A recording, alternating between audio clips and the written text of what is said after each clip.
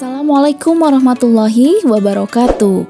Sahabat muslimah yang dirahmati Allah, kembali bersama Nasihat Muslimah Channel.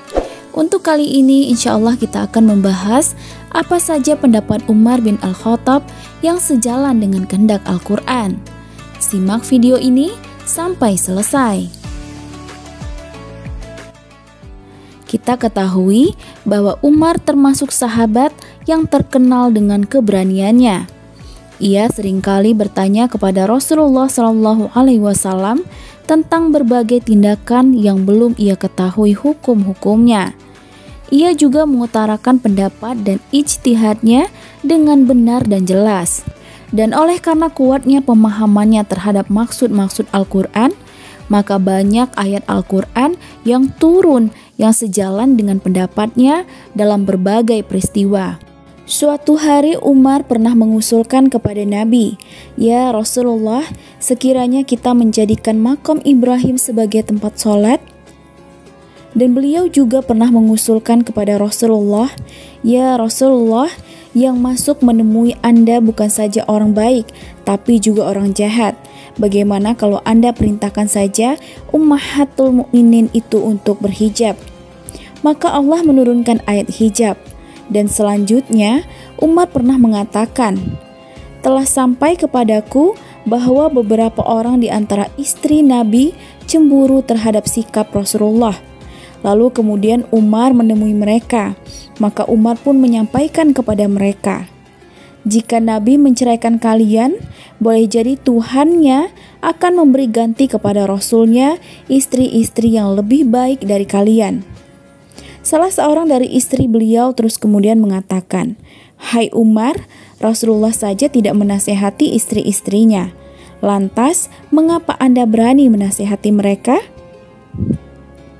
Maka kemudian Allah Subhanahu wa Ta'ala menurunkan firman-Nya, "Jika Nabi menceraikan kamu, boleh jadi Tuhannya akan memberi ganti kepadanya dengan istri-istri yang lebih baik daripada kamu, yang patuh, yang beriman, yang taat, yang bertaubat, yang mengerjakan ibadah, yang berpuasa, yang janda, dan yang perawan." Surat At-Tahrim ayat 5. Hadis riwayat Bukhari. Selanjutnya Umar juga pernah bercerita bahwa pada saat Abdullah bin Ubay meninggal, Rasulullah dipanggil untuk menyembayangi jenazahnya. Beliau berdiri dan memenuhi panggilan tersebut. Ketika beliau hendak menyembayangi jenazahnya, lalu kemudian Umar berbalik arah dan berdiri di hadapan Rasulullah.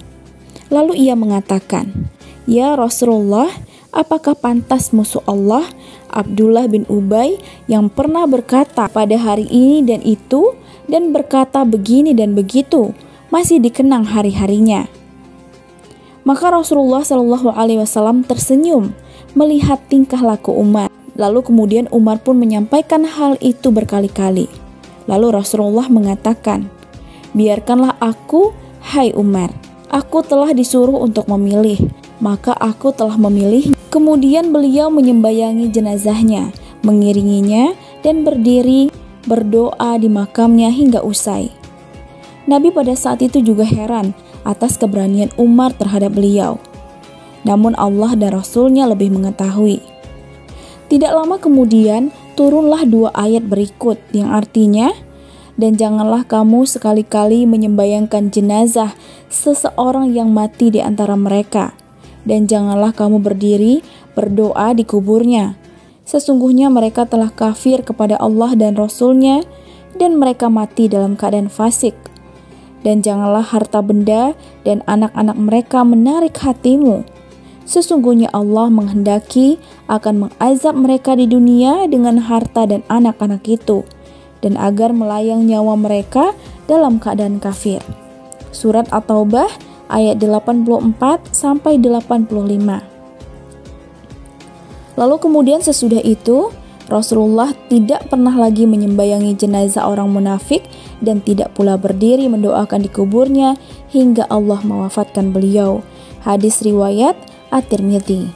Adapun pendapat Umar bin Al-Khattab yang lain yang sejalan dengan kehendak Al-Quran, yaitu mengenai tawanan perang Badar, di mana pada saat perang Badar Allah Subhanahu wa Ta'ala mengalahkan orang-orang musyrik.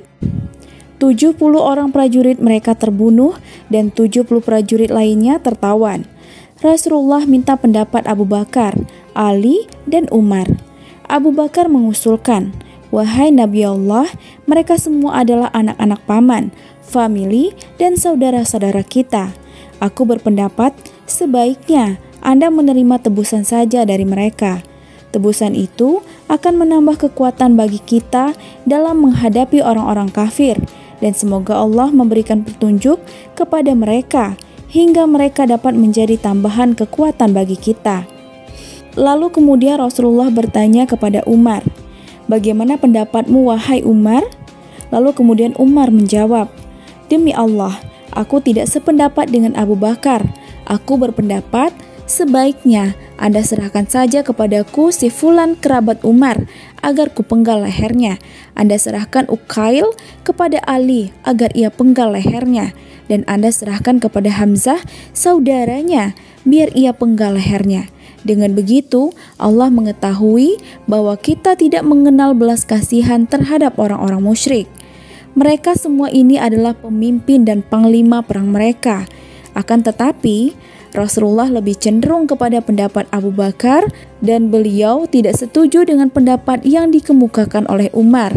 Beliau akhirnya bersedia menerima tebusan dari mereka. Namun keesokan harinya, Umar datang menemui Nabi. Saat itu beliau sedang duduk-duduk bersama Abu Bakar As-Siddiq. Keduanya sedang menangis. Lalu kemudian Umar bertanya, "Ya Rasulullah, katakanlah padaku yang membuat Anda dan sahabatmu ini menangis. Jika aku temukan alasan untuk menangis, aku pasti akan turut menangis. Jika tidak kutemukan alasannya, niscaya aku akan berusaha menangis karena Anda berdua sedang menangis." Maka Rasulullah menjawab, "Pendapat untuk menerima tebusan yang disarankan oleh para sahabatmu kepadaku lebih mendekatkan kalian kepada siksa daripada pohon ini." Sambil kemudian Rasulullah menunjuk kepada sebuah pohon yang dekat dengan mereka.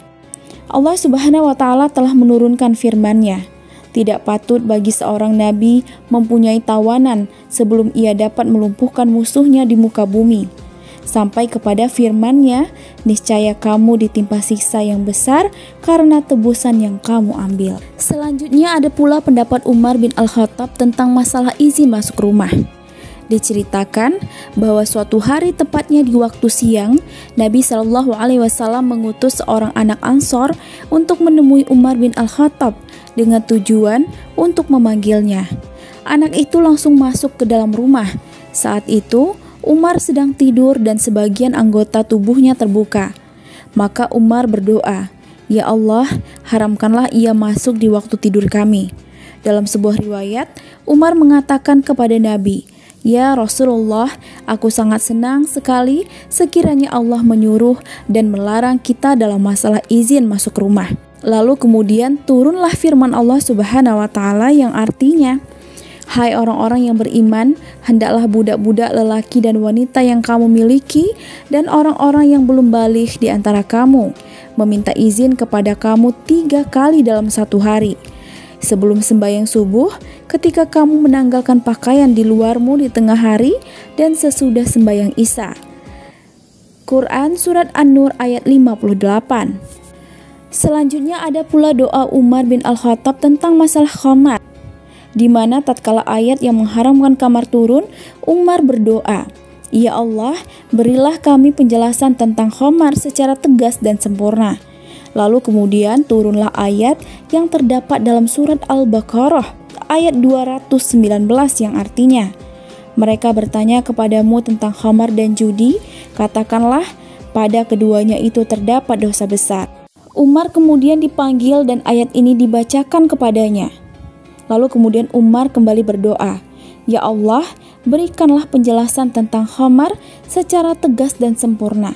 Lalu turunlah firman Allah yang terdapat dalam surat An-Nisa, yang artinya, "Hai orang-orang yang beriman, janganlah kamu sholat sedang kamu dalam keadaan mabuk." Quran Surat An-Nisa ayat 43. Saat waktu sholat tiba, seorang muazin Nabi menyerukan agar jangan mendekati sholat sedang ia dalam keadaan mabuk. Lalu kemudian Umar dipanggil dan ayat ini dibacakan kepadanya. Kemudian Umar pun berdoa kembali, "Ya Allah, berikanlah penjelasan tentang khamar secara tegas dan sempurna." Lalu turunlah ayat yang terdapat dalam surat Al-Maidah. Umar kemudian dipanggil lagi, lalu ayat ini dibacakan kepadanya. Tatkala bacaan itu sampai pada firman-Nya, maka berhentilah kamu dari mengerjakan pekerjaan itu. Quran surat Al-Maidah ayat 91. Kemudian Umar mengatakan, "Kami telah menghentikannya, kami telah menghentikannya." Hadis riwayat Ahmad. Demikianlah tadi pendapat-pendapat Umar yang sejalan dengan kehendak Al-Quran.